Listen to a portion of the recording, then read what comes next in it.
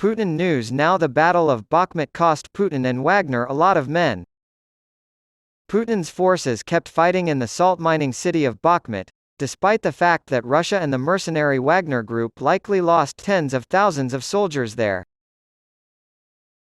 According to U.S. Chairman of the Joint Chiefs of Staff General Mark Milley, the Wagner has between 20,000 and 30,000 recruits in Bakhmut, the vast majority of whom are convicted criminals, according to the Institute for the Study of War, ISW.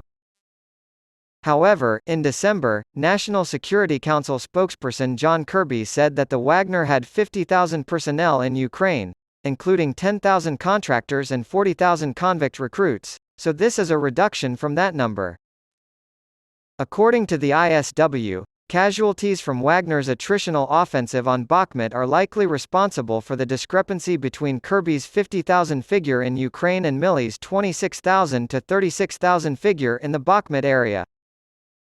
In his nightly address, Volodymyr Zelensky praised Ukrainian resiliency in the face of Russia's all-out invasion for 400 days. Main ideas: Wagner's losses against Bakhmut are substantial.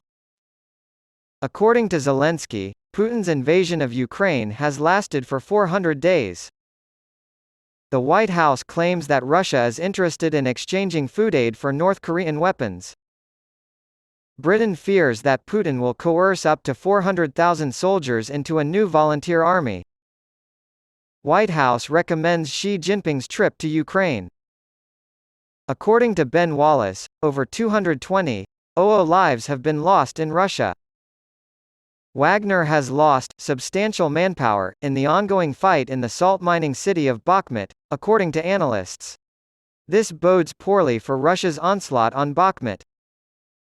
According to the most recent assessment by the US-based Institute for the Study of War, Western officials reported that Wagner Group and conventional Russian forces have likely lost a substantial amount of manpower in the Bakhmut area, which will further constrain Russia's offensive on Bakhmut.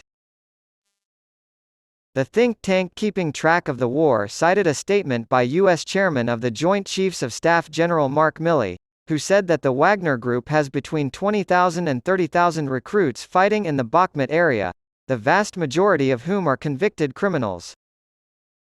The Wagner Group reportedly has 40,000 inmates and 10,000 contractors in Ukraine, but in December, National Security Council spokesperson John Kirby said that number was 50,000. According to the ISW, casualties from Wagner's attritional offensive on Bakhmut are likely responsible for the discrepancy between Kirby's 50,000 figure in Ukraine and Milley's 26,000 to 36,000 figure in the Bakhmut area. The report continued, saying, on February 17, Kirby reported that the Wagner Group had sustained 30,000 casualties, including 9,000 deaths, during operations in Ukraine. For the time being, Wagner Group leadership appears to be allowing pre-pardoned convicts to return from the front lines to Russia at the conclusion of those contracts, which could result in the loss of thousands more convict recruits in the coming weeks, according to the ISW.